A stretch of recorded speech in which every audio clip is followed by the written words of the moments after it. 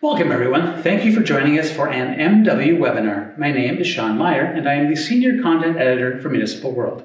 I'm excited to introduce today's expert presenter, Matthew Dietz. Matthew serves as a Global Government Strategist for CISCO Canada.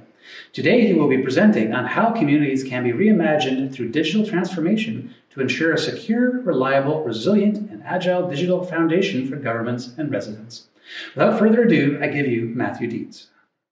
All right, thank you, Sean. And as Sean said, Matthew Dietz from CISCO. I'm a global government strategist here, and today I'm going to be presenting our take on communities reimagined and the power that technology is bringing into communities and how it's shaping communities around the world for the future. So we'll go ahead and get started. What we've learned over the past couple years is that what can be delivered digitally must and will be delivered digitally. As we saw with the pandemic, it really ignited this in a lot of our government sectors, private sectors, is that we needed a way to deliver services to individuals digitally and make it inclusively accessible and easy to use. And, part of that now what we're seeing is the government is going to be the driving force of this catalyst that is changing everything around the world on how we interact with government services, but also with private and other public services around the globe. And what we're seeing right now is a lot of trends that are focusing around the digital transformation in governments. We want to modernize our applications. We want to take the applications that have, we've kept on-prem for a while. We haven't had, updates to. There may be some security flaws, but now we're focusing on, helping governments bring those applications into the digital world and moving it to the cloud or keeping it on-prem, whatever works. But we need to make sure that we're securing those applications, which is why cybersecurity is becoming a really, really large focus. As we move to connect and digitize everything, we have to remember that is also creating vulnerabilities that we have to protect against. And, where we're starting to connect, roads and traffic signals and education, healthcare, things like that, we need to make sure that the foundation is built in security as well. And when you start bringing the transformation into the digital age through our infrastructure as well as digital services, that's when we're truly bringing that inclusive and equitable access. It's not equitable access if someone has to find public transportation or childcare or take time off work to get the basic services that governments offer in our communities. If we're really talking about inclusive access, we need to make it easily accessible utilizing the technology we have. And when people start depending on those services that are digital and easily accessible, we have to make sure that we build a resilient infrastructure to support it. We have to make sure that we have fail-safe. So if there are power outages, fiber cuts in the community, that individuals still are able to access those services that are critical, and also be able to handle the data that's coming in as well. And that's the one thing that we also see is now that everything is being digitized and, all these services are being offered, which is just, positively resounding with the community, we're seeing a huge influx of data, and we need to be able to handle that data as well as have visibility into what the data is. And once we start taking all of these concepts, then we really start bringing a collaborative approach, not only amongst government entities and services, but also amongst the private, public, and community aspects as well. So how we view this at CISCO is what we call Communities Reimagined, where we look at a holistic approach to communities, top down from every sector, and we look at the community as a living organism that must function and be protected and have that accessibility throughout each and every sector. And so as we move forward to that, what we're seeing is that we need a foundation to support this. And the foundation is in our infrastructure. With dark fiber builds being rolled out, worldwide.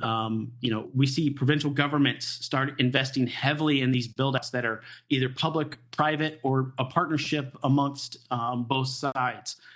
Because what that's doing is it's providing a foundation for communities around, the country to be able to react and to be able to support the influx of digital services that are now being delivered. We don't know what's going to happen in the future, but we know that if we build a infrastructure that can support, the rapid growth or the rapid scaling that may come with another, incident or an influx of a new, industrial type improvement or a new way of accessing service such as education.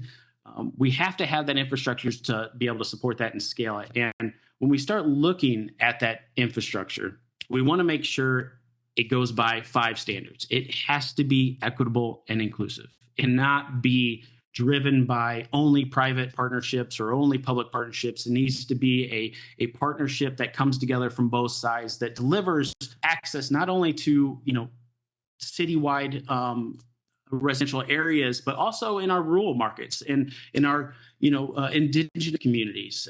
We have to bring access out into those communities as well. And so that's where, we utilize the power of 5G technology, but also wireless, where Cisco's bringing a lot of our 5G and CRS technologies to be able to scale quickly out into those communities without the painstaking overhead that is running fiber long distances. We want to eventually get there with fiber, but in the meantime, let's not just say, hey, we're going to wait until we get fiber. Let's utilize the wireless technology to start bringing access, because when you start looking at what access brings to communities, it goes a long way. We're bringing education, we're bringing healthcare, we're bringing the ability for communities to continue to learn. We're igniting, innovation and imagination in our youth, showing what else is out there and giving the access to proper education, which is going to improve our communities, as we move forward in the future. And these are the important things that, we don't just look at connectivity as internet access. This is access to services that really ignite and grow communities. And that's why it's so incredibly important that we make sure it's inclusive and equitable. And what comes along with that is an open standards base that is operable. We at Cisco, we don't want to help you build a foundation where that foundation only works with Cisco equipment. That's not what we're about. We want to give you the equipment, give you the tools that allow you to utilize whatever may come after that. If you want to use wireless technology from another provider, that's fine, but allow us to bring that foundation where you can use Cisco, equipment that we love and we think is bleeding edge. But we know that governments and communities around the world already have investments in their infrastructure, and we want to maximize that investment. We don't want communities around the country and the world to start ripping everything out that they've already invested in. We want to make sure that what we bring to the table is able to work with everything. And that comes in with the operational and the financial sustainability. We understand that through the past couple of years, we've seen a massive investment from communities and governments around the world into building their infrastructure, scaling it out, filling those security holes. And again, we don't want to compromise that. We want to build upon that. We want to be additive that really ignites and lifts that effort up and showcase it and allows it to be flexible for future use as well. And when we get into that's where we really need it to be reliable and also scalable for the future. We don't want to build something that is going to require another build in 5 years. We absolutely don't. We want to set up the infrastructure, set up the technology that is flexible for whatever comes next. We don't know what's coming next. Nobody does. But the ability to react quickly and be more, proactive in our approach rather than reactive and try to figure out how can we, plug these holes is a very important to the success of communities around the world. And that's what, we're driving after. And then at the end of it, and what it all falls upon as the base is security. When we start talking about the access into important, services such as healthcare and to education, into justice, into transportation, we have to secure that.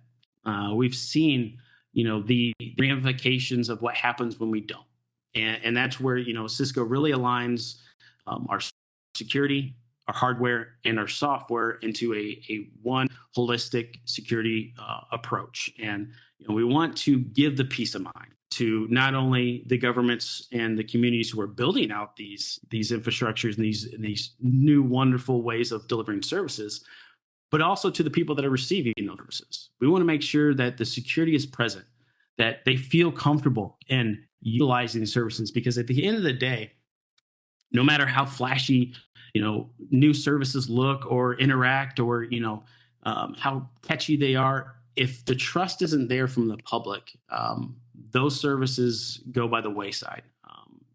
They're not adopted as widely as we want to see. And the reason, I keep forgetting to click the next slide, so sorry about that. But what we are seeing here is a focus on making sure as we connect everything, we're securing everything.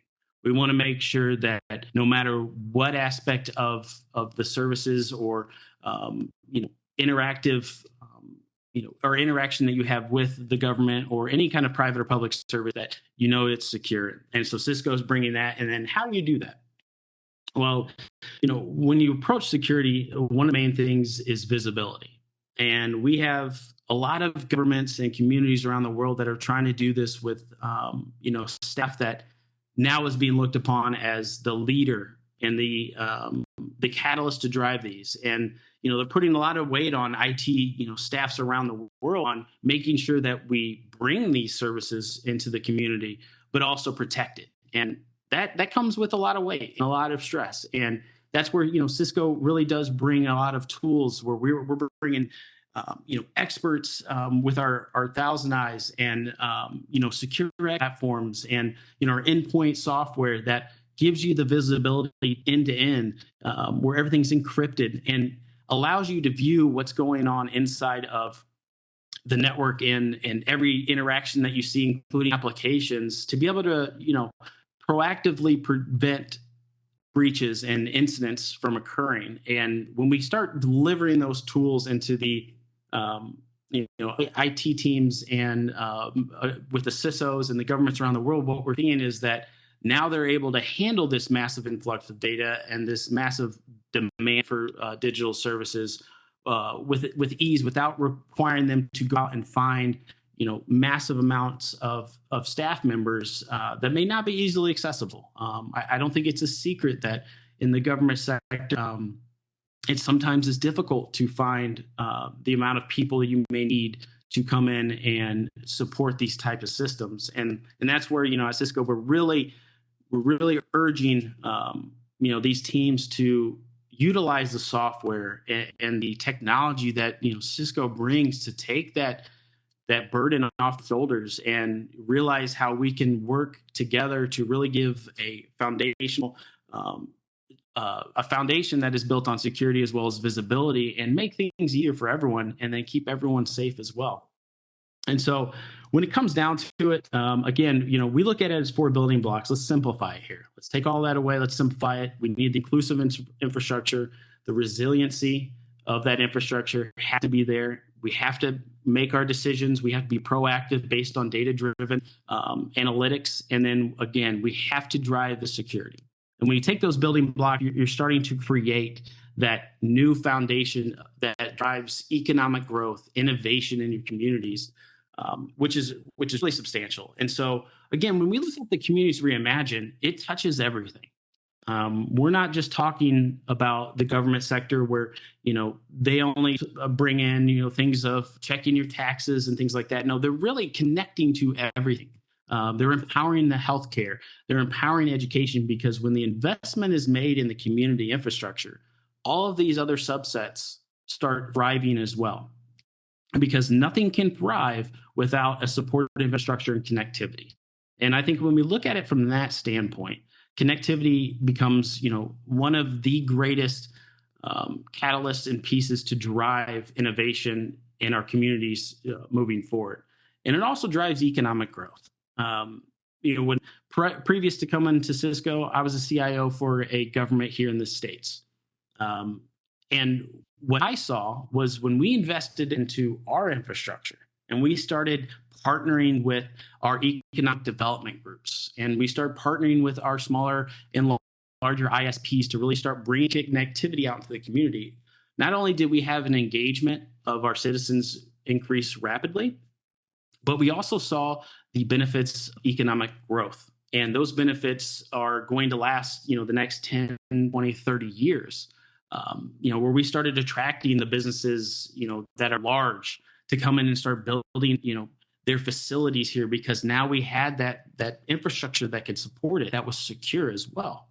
But we also started bringing in more educational type events where we're working with, agencies around the world to start bringing in, hack events and learning about cybersecurity, where now we're creating an environment that we're retaining the talent that we're helping educate. No longer are we looking at educating and exciting the youth of our communities and then letting them go out to the larger cities and communities around the world.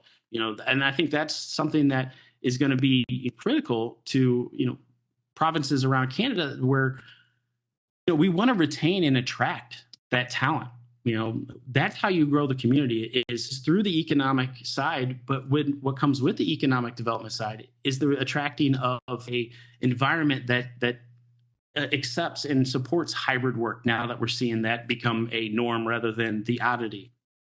But also, encourages the individuals that live there and gives them access to, education to really, create an environment that is driving innovation, where, now we're starting to see a lot of things where homegrown companies are started in the same communities they were grown, or the individuals grew up in. And when that starts happening, then you get the inflow of talent elsewhere as well.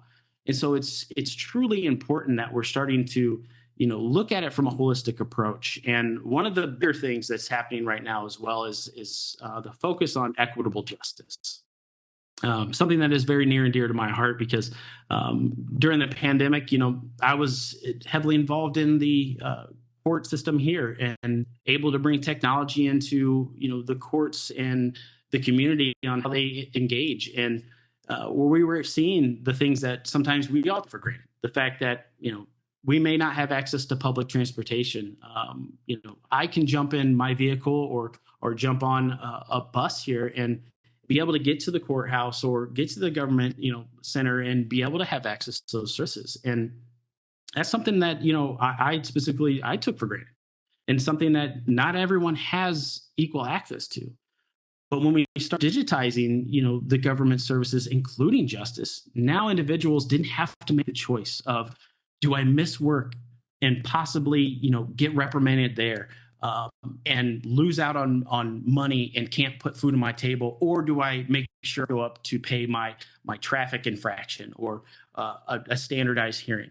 Those decisions, in 2022 and 2023 and beyond shouldn't have to be made. And that's where technology and the digitizing of the community is really bringing that.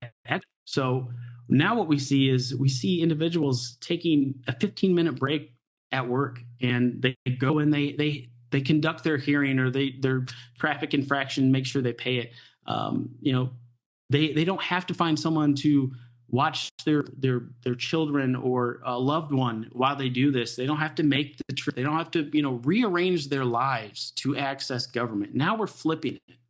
Now where government is being a service to the community, rather than the community having to rearrange how they approach or, how they go about accessing those services. Now it's the other way. Now the government, through Communities Reimagined and all the technology that, CISCO and others are bringing, is allowing it to be an on-demand service that people can access when they need it. And I think that's what we want to strive and push for in our communities, is to make make it easy to access those services, and make it so it's, not a burden on our citizens. And again, that goes back to making an environment and creating an environment that is inviting into individuals, which then brings the economic growth and brings the innovation. And that's really how we're tying the picture together, is because when you take, a step back and you look at it from a holistic point of view, that's when you see how all these different industries, all these different little subsets of features, now we're being connected by technology that Cisco is bringing, and, recreating what the community really is. And that's why we love to call it Communities Reimagined, because we're looking at reimagining how we have access and how we deliver these services. And the positive, impact that we're making in communities is astounding. And it all starts again with that infrastructure. And so when we look at how everything is connected in a community, we see that, critical infrastructure is going to support and play a part in it. Without the investment of governments and communities really investing in fiber and other infrastructure means through 5G, without that happening, innovation and growth can't happen. Everything is becoming digital, like we said. So we show how Cisco technology ties into everything, because that's how a community works. Everything is tying into everything else. It's no longer a siloed approach. We're seeing interagent, collaborative efforts around the world in communities to really start engaging with each other to make sure that it's a seamless approach, top to bottom. And that's how you see it in public safety, in the utilities. We're protecting electrical grids in communities now. We're able to take our wireless technology, and we're having people, monitor the water usage, where they're able to see leaks before, a larger event happens. We're taking that again, that proactive approach. And all of this is tying in through our secure common infrastructure and security products. And that's really where, I believe Cisco brings the different approaches, that we have the security, the software, and the hardware. We bring it top to bottom. And it's something that works with anything that you have now. It isn't a one-stop. You commit to Cisco, you have to really go all in. Where do we fit in your community? That's what we want to do. We want to lay the foundation and give you the tools and let you create and let your communities really thrive. And that's what we're seeing, is that when we take that approach, rather than saying you have to have this and forcing, protocols on people, we don't see the innovation that comes from that. What we see is we'll help you build the infrastructure. We'll help you build the foundation. And then you decide on where you want to go from there. We want to also work with third-party private companies that are bringing innovative, solutions in like the electric vehicle space. We don't make those vehicles, but we'll make the infrastructure that supports the data and allows the charging stations to be connected. And so as you look at this from a full multi-domain orchestration approach, you see how everything connects. And you see how everything starts playing into each other. And what we're trying to do is ignite those ideas, where governments are no longer asking, what's the best way to do this? But they begin to ask, what's possible? How else can we do this? Wouldn't it be neat if we did that? And that's that type of mindset, that type of,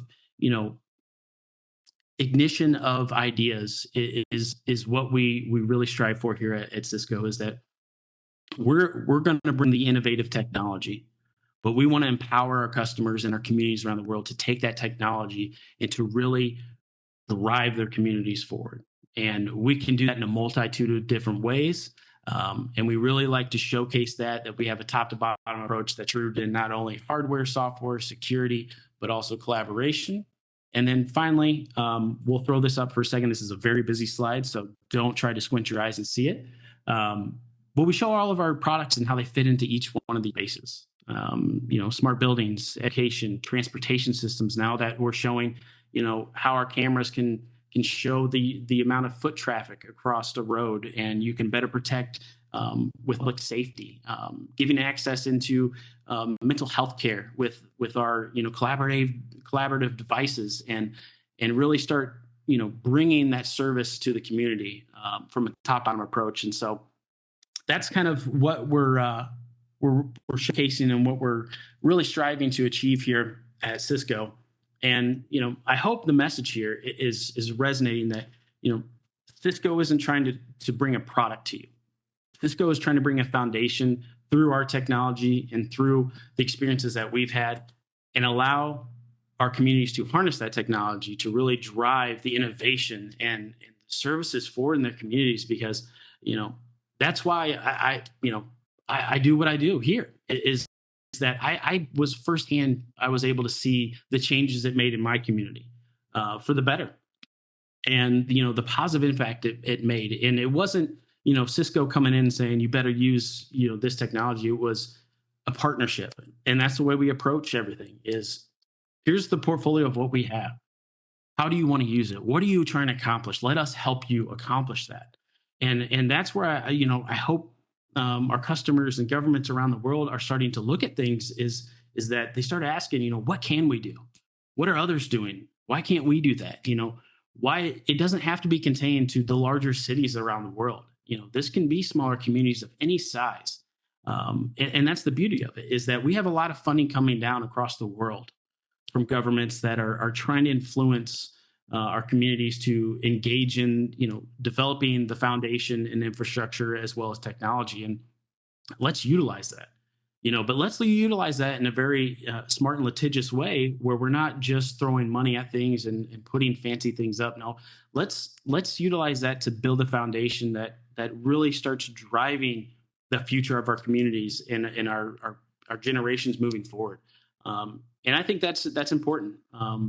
As the uncertainty of the future is there, let's make sure that we're prepared for it. And I think that's where CISCO can really play a fantastic part. And we've already seen it happen. And we would love to partner with our communities out in the world and around the country to show them how we fit into their plans, and then ignite their imagination and their innovation moving forward. So that's everything for me. I'd be happy to engage with anybody that has any questions or anything like that. But I appreciate everyone taking the time and listening to what I have to say and seeing the presentation. And I'll pass it back over to you, Sean. Thank you, Matthew, and thank you, everyone. We appreciate you watching this MW webinar. Don't forget to find this episode's expert speaker, Matthew Dietz, on LinkedIn. Thanks again for joining us, and we will see you all next time.